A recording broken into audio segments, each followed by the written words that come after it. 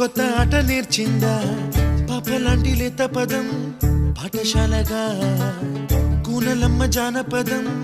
పల్లె దాటి వచ్చిందా చవళిల జానతనం పాట చూపగా